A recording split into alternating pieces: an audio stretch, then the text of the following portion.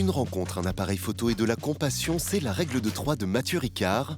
Tout d'abord, une rencontre avec les grands maîtres spirituels tibétains. Au début des années 70, le biologiste en génétique cellulaire abandonne une carrière toute tracée au sein du prestigieux Institut Pasteur pour s'établir dans l'Himalaya et étudier le bouddhisme. Un occidental comme un oriental, tout ce qu'il souhaite, c'est trouver le bonheur. Il devient moine en 1979, rencontre pour la première fois le Dalai Lama un an plus tard et devient son traducteur officiel pour le français en 1989. Face à 300 km d'Himalaya en haute montagne, pour moi, c'est la vraie vie, quoi. Un appareil photo comme celui qui accompagne Matthieu Ricard depuis l'âge de 13 ans. Malheureusement, j'ai ni les dons d'écriture de mon père, ni les dons de dessin de ma mère. Alors je me suis un peu rabattu sur la photographie. Depuis 50 ans, Matthieu Ricard immortalise les splendeurs du Bhoutan, du Népal et du Tibet. Il a réalisé des portraits de ses maîtres spirituels. Il a créé l'événement l'été dernier en exposant ses photos contemplatives dans le cadre des prestigieuses rencontres de la photographie à Arles. Je suis pas un photographe de ville, de tragédie. Je sais que c'est important de montrer la souffrance pour interpeller. Il faut aussi redonner confiance. Et enfin de la compassion, mais de la compassion en action à travers la fondation Karuna Sechen que Matthieu Ricard a créée en 2000. Auteur de best-sellers traduits dans plus de 20 langues, Matthieu Ricard reverse l'intégralité de ses droits d'auteur à des projets humanitaires menés au Népal, en Inde ou au Tibet. Walking, like that. Aujourd'hui, Matthieu Ricard continue de vivre dans un ermitage en plein Himalaya. Si on n'est pas fixé, attaché, collé aux choses, on est libre.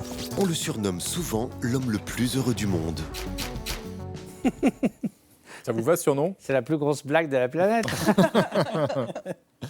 Alors ce livre, Matthieu Ricard, Pouvoir et altruisme, il est issu de travaux de l'Institut Mind and Life. Oui. Et l'un des objectifs, c'est d'essayer de marier, vous êtes d'ailleurs vous-même généticien, de marier la recherche scientifique et la sagesse mystique. Mais a priori, ça fait Mystique, pas... disons, Ça fait en pas ce qui- bon en ménage. ce qui concerne le bouddhisme, c'est l'entraînement de l'esprit, une éthique séculière, ce que promeut le Dalai Lama, et aussi d'être en adéquation avec la réalité. Donc la science, c'est finalement aussi On peut reconnaître... marier les deux. Ben oui, forcément. Rechercher la réalité telle qu'elle est, que ce soit le fonctionnement de l'esprit ou la réalité de la physique des particules ou de la physique quantique, c'est la même démarche. La science, c'est une recherche rigoureuse de la réalité. Mais l'esprit n'est pas une réalité matérielle, il est ainsi. Non, mais malgré tout, vous avez affaire à l'esprit du matin au soir. Il peut être votre meilleur ami comme votre pire ennemi, donc ça vaut la peine aussi de s'en occuper un petit peu. Matthieu Ricard, vous êtes l'interprète français du Dalai Lama, vous prenez la non-violence absolue, vous expliquez que le bouddhisme, par définition, c'est la non-violence.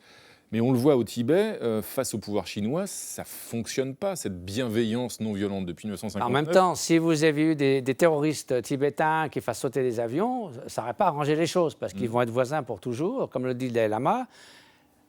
Essayez de faire en sorte que si on arrive à une solution qui est acceptable mutuellement, au moins il n'y aura pas des haines farouches qui vont se perpétuer pendant des générations et des générations. Mais le Tibet est aujourd'hui sous la coupe de la Chine. Sans Il faudrait que c'est mieux entre l'Israël et la Palestine.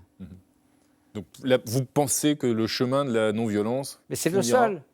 Et on voit en Birmanie, quand les bouddhistes font usage de la violence, à quel point c'est lamentable que ça devient un génocide. Donc quel est le résultat si vous utilisez la violence? Mais il y a un moment où la violence est légitime, sans monter à Saint-Augustin et à sa théorie de la guerre juste. Si l'on vous suit, toute guerre est illégitime, et donc Churchill ne doit pas s'élever contre Hitler. Si vous voulez, toute l'idée de la violence chirurgicale pour épargner un plus grand mot. On a vu ce que ça a donné en Afghanistan, on a vu ce que ça a donné en Irak, on a vu ce que ça a donné au Kosovo. On va intervenir, on va régler la question en 8 jours et puis tout sera réglé, il n'y aura plus de violence. Vous voyez ce que ça donne 20 ans après? Oui, mais si on prend le cas de la Seconde Guerre mondiale, par exemple. Et oui, mais si vous voulez, le problème, c'est qu'on voit toujours les choses à court terme. Quand il y a l'Afghanistan qui est le 11 septembre, on fait des représailles. Mais pourquoi est-ce que pendant 20 ans, on a négligé l'éducation? Quand les Russes sont partis, les Américains ont dit on va reconstruire vos écoles, on va reconstruire... J'ai entendu Brzezinski dire on va reconstruire les écoles, les mosquées et les hôpitaux. Ils n'ont rien fait. C'est le service après-vente de la Donc, guerre 20 ans qui plus n'est pas tard, assuré. Ouais. tout ça, ça a fermenté, l'insatisfaction. Mais il faut prendre ça sur le long terme. Il faut éduquer, il faut aider, il faut faire quelque chose pour que ce genre de choses n'émerge pas d'une culture.